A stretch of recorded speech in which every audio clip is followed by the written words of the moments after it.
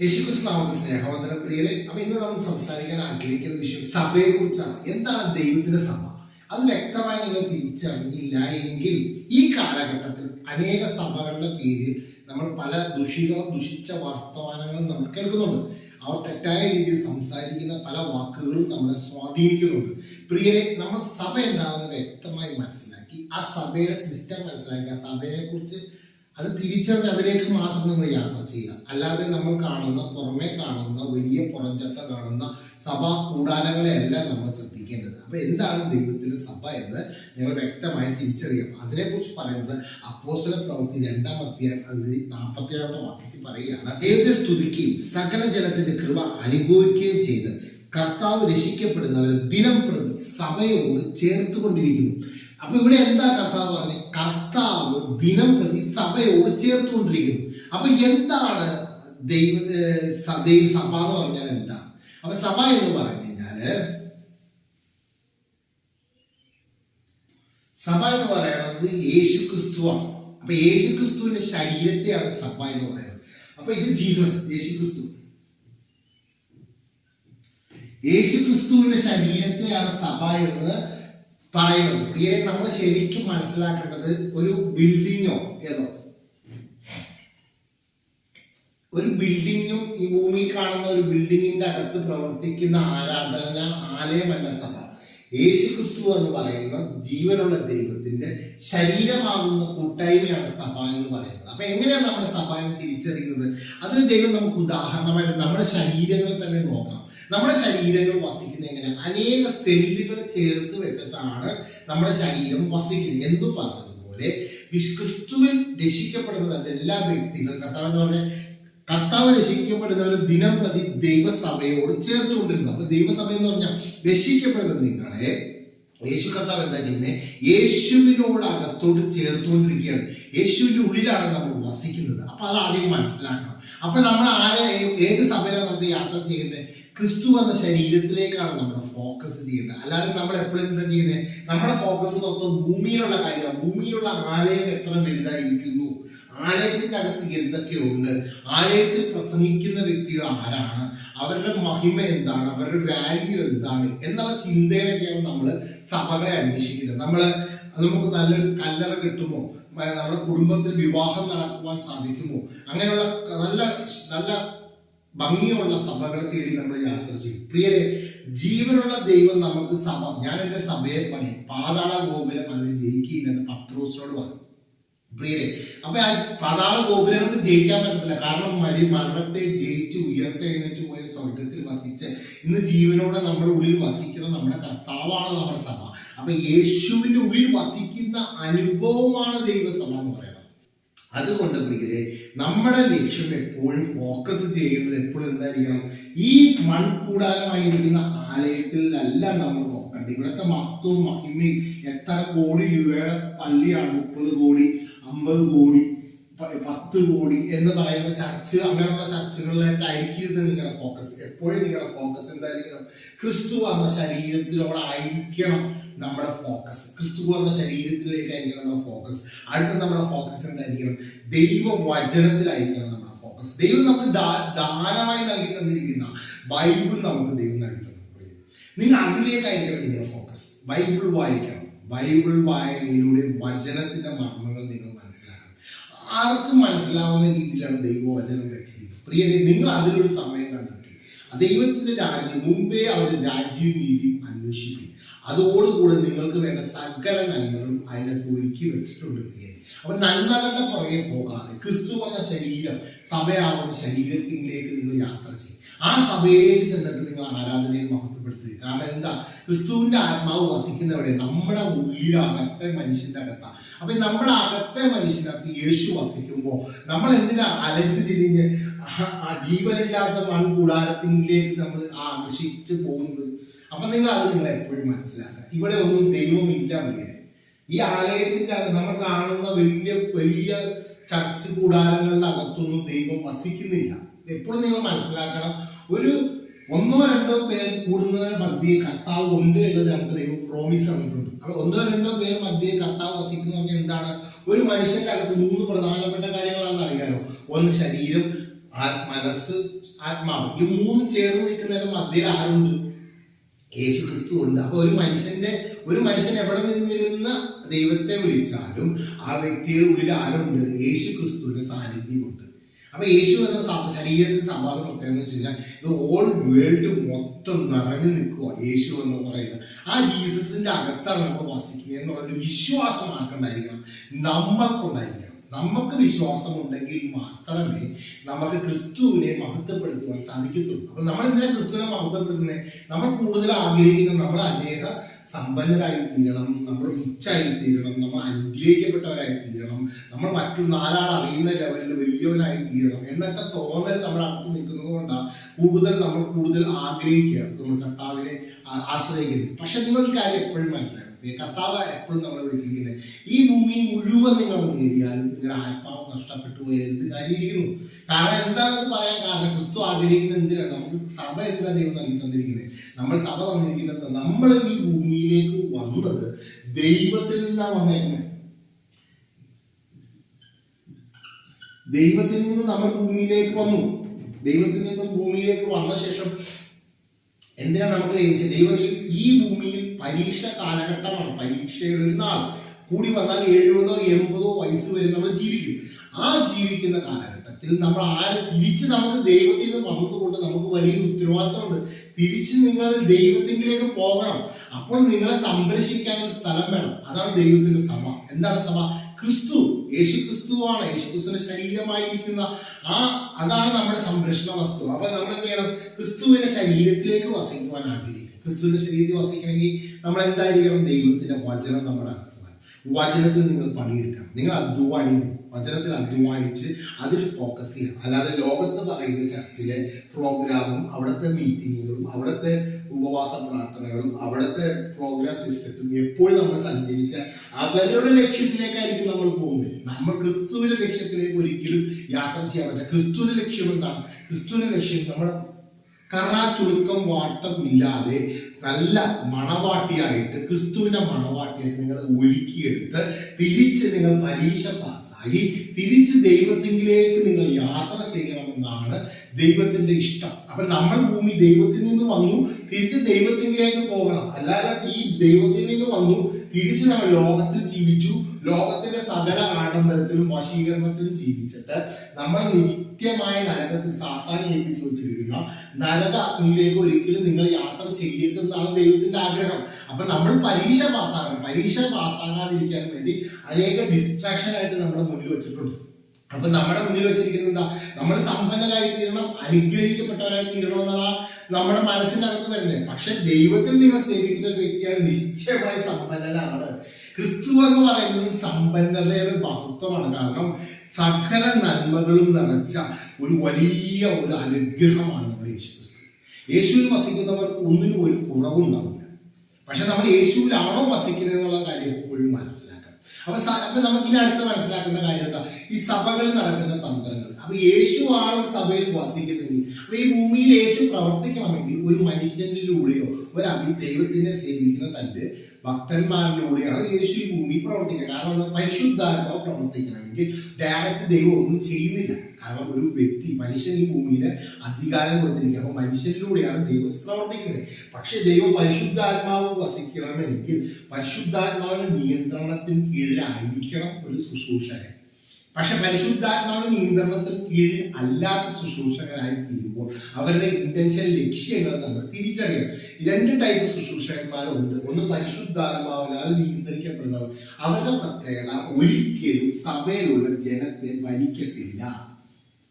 ജനത്തിനെ ഭരിക്കാൻ ഒരിക്കലും ദൈവത്തിന്റെ ശുശ്രൂഷകൻ ഭരിക്കില്ല. അവരെന്ത് ചെയ്യും? അവരെ സർവീസ് ചെയ്യുന്നത്. അവരെ കാൽ കഴുകുന്നതാണ് ജീസസ് ചെയ്തത്. യേശു ഭൂമിയിൽ വന്ന ശിഷ്യന്മാരെ കാൽ കഴുകുക, അതല്ലേ ദൈവം ഉദാഹരണം. അതുകൊണ്ട് ഒരു ശുശ്രൂഷകൻ എന്തിനായിരിക്കണം? ജനങ്ങളുടെ കാൽ കഴുകുകയും അവരെ രോഗങ്ങളെ സൗഖ്യമാക്കുവാൻ വേണ്ടി ഹെൽപ്പ് ചെയ്യുന്ന മെന്റാലിറ്റിയുള്ള ശുശ്രൂഷകനായിരിക്കണം യഥാർത്ഥത്തിൽ ശുശ്രൂഷകൻ എന്ന് പറയുന്നത്. പക്ഷേ ജനങ്ങളെ ഭരിക്കുന്ന, ജനങ്ങളുടെ സബ് കോൺഷ്യസ് മൈൻഡിനെ ഭരിക്കുന്ന വ്യക്തികളാണ് ശുശ്രൂഷകന്മാരെങ്കിൽ നിങ്ങൾ സൂക്ഷിക്കണം. കാരണം എന്ന് പറഞ്ഞാൽ അങ്ങനെയുള്ള ശുശ്രൂഷകന്മാർ നമ്മളെ അവരുടെ ആത്മാവിന്റെ കീഴിലാക്കി നമ്മളെ അടിമ യുഗത്തിലാക്കും. അപ്പൊ ഈ യുഗത്തിലാക്കുന്നത് ആരാണ്? സാത്താനും അവന്റെ വേലക്കാരും അത്രേ. അപ്പൊ നിങ്ങൾ എപ്പോഴും നിങ്ങൾ മനസ്സിലാക്കേണ്ട, അടിമ യുഗത്തിലാക്കുന്ന ശുശ്രൂഷകന്മാരുടെ കീഴിലാണോ നിങ്ങൾ ജീവിക്കുന്നത് എന്ന് നോക്കിക്കഴിഞ്ഞാൽ അപ്പൊ അതെങ്ങനെ നമുക്ക് തിരിച്ചറിയാൻ പറ്റും? അടിമയുഗത്തിലുള്ള ശുശ്രൂഷകന്മാരുടെ അടുത്താണ് നിൽക്കുന്നത് എന്നുള്ളത്. പ്രിയരെ, നമ്മുടെ ചർച്ചകളിലും പ്രാർത്ഥന കൂട്ടായ്മകളിൽ പോയി കഴിഞ്ഞാൽ അവരെപ്പോഴും പുതിയ പുതിയ ഭയങ്കര പ്രോഗ്രാംസ് ആയിരിക്കും, എപ്പോഴും മീറ്റിംഗ് ആയിരിക്കും. അവർ നിങ്ങളെ ബൈബിൾ വായിക്കാൻ പോലും സമയം തരത്തില്ല. കാരണം നിങ്ങൾക്ക് ഇടപെടാതെ ഉപവാസം, സുവിശേഷ പ്രവർത്തനങ്ങൾ, ദൈവവേല ചെയ്യുക, ദൈവത്തിന്റെ പ്രോഗ്രാം, അങ്ങനെ നമ്മൾ ചർച്ചിലൊക്കെ അവർ വലിയ കൂട്ടായ്മയിലൊക്കെ നമ്മളെ ഇരുത്തി നമ്മളൊരു വല്ലാത്ത ആത്മീയ ലെവലാണെന്നുള്ള തോന്നലിലേക്ക് നമ്മൾ എത്തിക്കും. പക്ഷെ അങ്ങനെ എത്തിക്കുമ്പോഴുള്ള പ്രശ്നം എന്ന് വെച്ചാൽ നമുക്ക് ദൈവവചനങ്ങൾ വായിക്കാൻ സമയമില്ല, നമ്മുടെ വീട്ടുകാര്യങ്ങൾ നോക്കാൻ സമയമില്ല, ജോലി ചെയ്യാൻ സമയമില്ല, ഞാൻ ദൈവവേല ചെയ്യുകയാണെന്നുള്ള മിഥ്യാധാരണയിൽ നമ്മുടെ മനസ്സ് ഞാൻ ദൈവത്തിന് വേണ്ടിയാണല്ലോ പ്രവർത്തിക്കുന്നത്. പ്രിയരെ, അങ്ങനെ നിങ്ങളെ ബിസി ആക്കിയിരിക്കുന്ന ഒരു മേഖല അതൊരു സാത്താന്റെ ഒരു ചർച്ചകളുടെ ഒരു വലിയ തന്ത്രമാണ്. അത് നിങ്ങൾ മനസ്സിലാക്കണം. അത് കഴിഞ്ഞ് അടുത്ത വിഷയം നിങ്ങൾ മനസ്സിലാക്കേണ്ട കാര്യം എന്ന് വെച്ചാൽ നിങ്ങളുടെ മൈൻഡ് സെറ്റ് എപ്പോഴും നോക്കണം. നിങ്ങൾ എന്ത് പ്രാർത്ഥിക്കുമ്പോഴും ഞാൻ എൻ്റെ ദൈവത്തിന്റെ ദാസന് പാസ്റ്ററിനോട് ചോദിക്കട്ടെ, അല്ലെങ്കിൽ അച്ഛന്മാരോട് ചോദിക്കട്ടെ, ശുശ്രൂഷകന്മാരോട് ചോദിക്കട്ടെ, ഞാൻ ചോദിച്ചിട്ടെ എനിക്ക് ദൈവത്തോട് അവരോട് ഞാൻ ചെന്ന് പ്രാർത്ഥിക്കാൻ പോകും എന്നാൽ അവരാണ് നിങ്ങളുടെ മനസ്സിൽ അത് മുഴുവൻ വഹിക്കുന്നെങ്കിൽ എന്തെങ്കിലും ഒരു കാര്യങ്ങൾ വന്നു, കൊച്ചിന് വിവാഹം, ഞാൻ പാസ്റ്ററോട് ചോദിക്കട്ടെ. അപ്പൊ നമുക്ക് സ്വയമായി തീരുമാനിക്കാൻ കഴിവില്ല. പാസ്റ്ററും മറ്റുള്ള ശുശ്രൂഷകന്മാർക്കുമാണ് നമുക്ക് തീരുമാനം എടുക്കാനുള്ള കഴിവ്. പ്രിയ, ആ ഒരു സ്റ്റെപ്പ് തന്നെയാണ് തെറ്റ്. ഇത് ലോകത്തിന്റെ ഒരു സിസ്റ്റമാണ്. അപ്പൊ എന്താ സംഭവിക്കുന്നത്? നമ്മുടെ അകത്ത് ദൈവവുമായിട്ട് ബന്ധപ്പെടുന്ന വ്യക്തി ആരാണ്? സബ് കോൺഷ്യസ് മൈൻഡാണ്. അപ്പൊ നമ്മുടെ സബ് കോൺഷ്യസ് മൈൻഡിനെയാണ് ബ്ലോക്ക് ചെയ്യുന്നത്. അപ്പൊ ദൈവം ഒരിക്കലും, ക്രിസ്തു ഒരു സഭയെ ഭരിക്കുന്നെങ്കിൽ ഒരിക്കലും ജീസസ് മനുഷ്യരുടെ സബ് കോൺഷ്യസ് മൈൻഡിനെ കയറി ഭരിക്കത്തില്ല. യേശു ഭരിക്കില്ല. യേശു എന്താ ചെയ്യുന്നത്? സ്നേഹിക്കുക ചെയ്യുന്നത്. യേശു സ്നേഹിക്കുമ്പോൾ സ്നേഹത്തോടെയാണ് നമ്മൾക്ക് ദൈവത്തിന്റെ ഉപദേശങ്ങൾ നമുക്ക് നൽകി തരുന്നത്. അതല്ലേ കർത്താവ് നമുക്ക് വേണ്ടി ചെയ്തത്, കാൽവരി ക്രൂശിൽ നമുക്ക് വേണ്ടി മരിച്ചത്. കാരണം യേശുവിന് ഒരു വാക്ക് പറഞ്ഞാൽ മതി, നിങ്ങളെല്ലാവരും യഥാസ്ഥാനപ്പെടുകയും. യേശുവിന് മരിക്കേണ്ട ആവശ്യമില്ല. പക്ഷെ എന്ത് ചെയ്തു? യേശു നമ്മുടെ സ്നേഹം വെളിപ്പെടുത്തി. യേശു കാൽവരി ക്രൂശിൽ നമുക്ക് വേണ്ടി മരിച്ചു, നമ്മുടെ പാപത്തിന് വേണ്ടി മരിച്ചു, അടക്കം ചെയ്തു. അപ്പൊ അത് നിങ്ങൾ തിരിച്ചറിയണം. അപ്പൊ നമ്മുടെ സഭകളിന്റെ അകത്ത് ഒരു പാസ്റ്ററോ അല്ലെങ്കിൽ ഏതെങ്കിലും ശുശ്രൂഷകന്മാരോ ആണ് നമ്മളെ ഭരിക്കുന്നതെങ്കിൽ നിങ്ങൾ അപ്പോൾ തന്നെ നിങ്ങൾ മനസ്സിലാക്കണം, അത് നിങ്ങൾ അടിമയുഗത്തിലാണ്. അടിമയുഗത്തിലാണെന്ന് നിങ്ങൾ മനസ്സിലാക്കണം. നിങ്ങൾക്ക് ഒരിക്കലും ഒരു സ്വാതന്ത്ര്യം ആ ചർച്ച ജീവിക്കുമ്പോൾ ഉണ്ടാകത്തില്ല. കാരണം നിങ്ങൾ എവിടെ പോയാലും നിയന്ത്രണം ഉണ്ടാവും. അവിടെ പോകരുത്, ഇവിടെ പോകരുത്, അങ്ങോട്ട് പോകരുത്, ഇങ്ങോട്ട് പോകരുത്. അപ്പോൾ ചോദ്യങ്ങൾ വരും.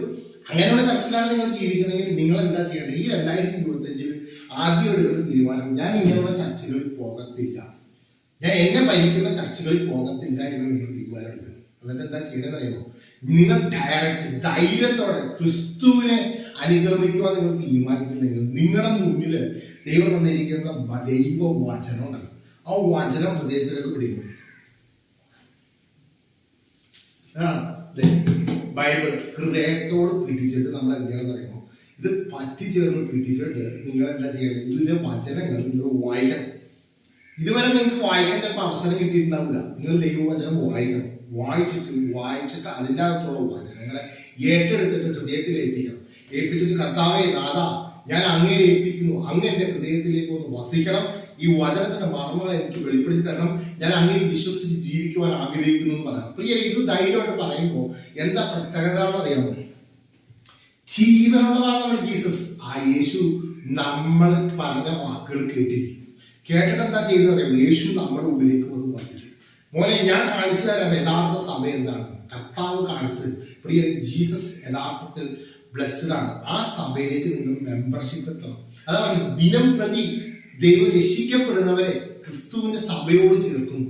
അപ്പൊ ആരെ ചേർക്കുന്നേ? ആരെ? ക്രിസ്തുവാണ്. കർത്താവ് നമ്മുടെ യേശു, കർത്താവ് നമ്മുടെ സഭയോട് ചേർക്കുക, ക്രിസ്തുവിന്റെ ശരീരത്തോട് നമ്മളെ ചേർത്ത് പിടിക്കുക. പക്ഷെ നമ്മൾ എന്ത് ചെയ്യണം?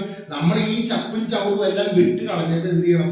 നമ്മൾ ജീവനുള്ള ക്രിസ്തുവിലേക്ക് അനുഗമിക്കാൻ വേണ്ടി യാത്ര ചെയ്യണം എന്ന് നിങ്ങൾ ആ തീരുമാനം എടുക്കുന്നു. അന്നും നിങ്ങൾക്ക് അറിയാം, നിങ്ങൾ ക്രിസ്തുവിൽ അനുഗമിക്കുമ്പോൾ നിങ്ങൾക്ക് കിട്ടുന്ന അനുഗ്രഹം എന്താ? അടിമിത്തമല്ല, സ്വാതന്ത്ര്യമാണ്.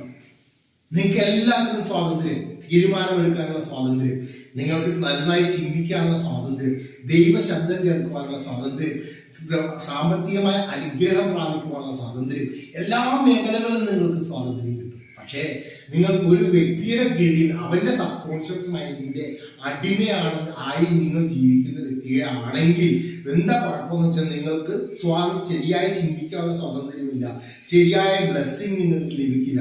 നിങ്ങൾക്ക് വല്ലാത്ത അസ്വസ്ഥതയും സമാധാനക്കേടുകളും എല്ലാം വിദ്യാകാലങ്ങളിലും നിങ്ങളുടെ ജീവിതം യാത്ര ചെയ്യും. പ്രിയരെ, ഇത് നിങ്ങൾ തിരിച്ചറിയാൻ വേണ്ടിയിട്ടാണ് പറയുന്നത്. നിങ്ങൾ ആ സത്യം അറിയണം. സത്യം അറിഞ്ഞാൽ നിങ്ങൾ അതിന് സ്വാതന്ത്ര്യം വരും. കാരണം ഇതൊക്കെ എന്റെ ജീവിതത്തിൽ സ്വാതന്ത്ര്യം ലഭിച്ചത് കൊണ്ടാണ് ഇത്ര ധൈര്യത്തോടെ പറയുന്നത്. പ്രിയരെ, നിങ്ങളുടെ ജീവിതം അടിമ യുഗത്തിലായിരിക്കും. നിങ്ങൾ അടിമ യുഗത്തിലാണെങ്കിൽ വ്യക്തമായി തിരിച്ചറിഞ്ഞ് ക്രിസ്തുവിനോട് ചേർന്ന് കഴിഞ്ഞാൽ നിങ്ങളുടെ ജീവിതം ഏറ്റവും മനോഹരമായി തീരും. അതുകൊണ്ട് ഈ തെറ്റായ ഉപദേശങ്ങളിലും തെറ്റായ രീതികളിലും പണം സംബന്ധമായിട്ടുള്ള രീതികളിലൊന്നും നിങ്ങൾ പോയി പെട്ടുപോകരുത്. അതുകൊണ്ട് ഈ ഭൂമിയിൽ കാണുന്ന വലിയ വലിയ കോടികൾ സമ്പാദിച്ചുണ്ടാകുന്ന ചർച്ചകളിലൊന്നും പോയി അവിടെ ഒന്നും ജീസസ് വസിക്കില്ല. കാരണം ദൈവത്തിന്റെ വചനം പറഞ്ഞ ഒരു കാര്യം ശ്രദ്ധിച്ചു നോക്കും. യേശു തന്നെ ഡയറക്റ്റ് പറഞ്ഞൊരു വാക്ക് നിങ്ങൾ നോക്കും. മത്തായിയുടെ സുവിശേഷം 24 പറയാം, യേശു ദൈവാലയം വിട്ടു പോകുമ്പോൾ ശിഷ്യന്മാർ വന്ന് ദൈവാലയത്തിന്റെ പണി കാണുവിൻ, വലിയ കോടികളുടെ പള്ളി കാണുവിൻ എന്ന് യേശുവിനോട് പറയുക. അപ്പൊ യേശു എന്താ പറയുന്നത്? അവർ ഇതെല്ലാം കാണുന്നില്ലയോ? ഇടിഞ്ഞു പോകാതെ കല്ലിന്മേൽ കല്ല് ഇവിടെ ശേഷിക്കുകയില്ല എന്ന് ഞാൻ സത്യമായിട്ട് നിങ്ങളോട് പറയും. പ്രിയരെ, യേശുവിന്റെ ഒരു വലിയ വലിയ ബിൽഡിങ്ങുകൾ പണിയുന്നതിനെ കുറിച്ചുള്ള ദൈവത്തിന്റെ യേശുവിന്റെ ദർശനം പറയുന്നത് വലിയ ആലയം വന്ന് കാണാമെന്ന് പറയാ. പക്ഷേ കർത്താവ് പറയുന്നത് ഇതെല്ലാം കല്ലിന്മേൽ കല്ല് ശേഷിക്കാതെ നശിച്ചു പോകും. അതിന്റെ അർത്ഥം എന്താ? യേശു ഒരിക്കലും ഇങ്ങനെയുള്ള ബിൽഡിങ്ങിലും വലിയ വലിയ കൂടാരങ്ങളിലൊന്നും യേശു വസിക്കില്ല. അതാദ്യം നിങ്ങൾ തിരിച്ചറിയും. യേശു വസിക്കുന്ന ആരാ? വിശ്വസിക്കുന്നവന്റെ ഉള്ളിലാണ് യേശു വസിക്കുന്നത്. അതാ എവിടെയാ? നമ്മുടെ അകത്ത് ആത്മാവ്. നിങ്ങൾ യേശുവിനെ വിശ്വസിക്കുന്നുണ്ടോ? യേശുവിനെ വിശ്വസിക്കുന്നെങ്കിൽ, നിങ്ങൾ ആത്മാർത്ഥമായി ദൈവത്തെ സേവിക്കാൻ ആഗ്രഹിക്കുന്നെങ്കിൽ നിങ്ങളുടെ ഉള്ളിലേക്ക് യേശു വസിക്കും. അല്ലാതെ ബിൽഡിങ്ങിന്റെ അകത്ത് യേശു വസിക്കില്ല. അതുകൊണ്ട് നിങ്ങൾ ബിൽഡിങ്ങിൽ ഇൻവെസ്റ്റ് ചെയ്യുന്നതിനേക്കാൾ നല്ലത് നിങ്ങൾ ആർക്ക് വേണ്ടി ഇൻവെസ്റ്റ് ചെയ്യണം? നിങ്ങൾക്ക് നിങ്ങളുടെ അകത്തേക്ക് തന്നെ ഇൻവെസ്റ്റ് ചെയ്യണം. ഈ നിങ്ങളുടെ അകത്തേക്ക് ഇൻവെസ്റ്റ് ചെയ്യാൻ വേണ്ടി വലിയ സമ്പത്ത് വേണ്ട, പണം വേണ്ട, പണച്ചെലവില്ല. എന്താ വേണ്ടത്? നിങ്ങളുടെ സമയമാണ് വേണ്ടത്. നിങ്ങളുടെ സമയം കർത്താവിന് കൊടുത്തിട്ട് എന്ത് ചെയ്യണം? ദൈവവചനങ്ങൾ വചനം വായിക്കുമ്പോൾ നിങ്ങളുടെ അകത്തേക്ക് സമ്പത്ത് നിറയാൻ തുടങ്ങും. അപ്പൊ ദൈവത്തിന്റെ അനുഗ്രഹങ്ങൾ നിങ്ങളുടെ ഓട്ടോമാറ്റിക് നിങ്ങളുടെ ഉള്ളിൽ വരും. അപ്പൊ ആത്മാവിന്റെ സ്വഭാവത്തിൽ എത്തിച്ചേർന്ന് നിങ്ങൾക്ക് തിന്നുവാനും കുടിക്കാനും എടുക്കുവാനും എല്ലാ കാര്യങ്ങളും യഹോവ കരുതി വെച്ചിട്ടുണ്ട്. ദൈവം നമുക്ക് കരുതി വെച്ചിട്ടുണ്ട്. അത് നിങ്ങൾക്ക് അനുഭവിക്കാൻ തുടങ്ങും. ഈ അനുഭവം തന്നെ നിങ്ങളുടെ ആത്മീയ അനുഗ്രഹം എന്ന് പറയുന്നത്. ദൈവം നിങ്ങൾക്ക് വേണ്ടി പ്രവർത്തിക്കുന്നത് നിങ്ങളുടെ ആത്മാവിൽ നിങ്ങൾ കാണുമ്പോഴും ഭൗതികമായി കാണുമ്പോഴും ഉണ്ടാവുന്ന സന്തോഷമല്ലേ ആത്മീയ അനുഗ്രഹം എന്ന് പറയുന്നത്. അപ്പൊ ഈ അനുഗ്രഹത്തിന്റെ പുറകെ നമുക്ക് ജീവിക്കണ്ടേ? നിങ്ങൾ ഇന്നു മുതൽ നിങ്ങൾ സത്യം തിരിച്ചറിഞ്ഞ് സത്യം നിങ്ങളെ സ്വാതന്ത്ര്യമാക്കട്ടെ. അപ്പൊ ഇതാണ് യേശുക്രിസ്തുവിന്റെ സഭ എന്ന് പറയുന്നത്. എപ്പോഴും നിങ്ങൾ മനസ്സിലാക്കുക, യേശുവിന്റെ ശരീരത്തിന്റെ അവയവങ്ങളാണ് നമ്മൾ. അപ്പൊ ആ അവയവം ആയിരിക്കുവാൻ നമ്മുടെ ഏത് അവയവമാണെന്ന് തിരിച്ചറിഞ്ഞ് ആ അവയവത്തിലേക്ക് ചെല്ലുക.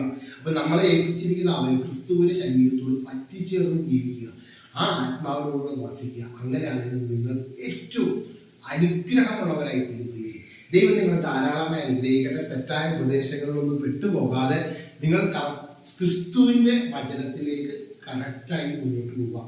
ദൈവം നിങ്ങൾ ധാരാളം അനുഗ്രഹിക്കട്ടെ. യേശുവിന്റെ നാമത്തിൽ.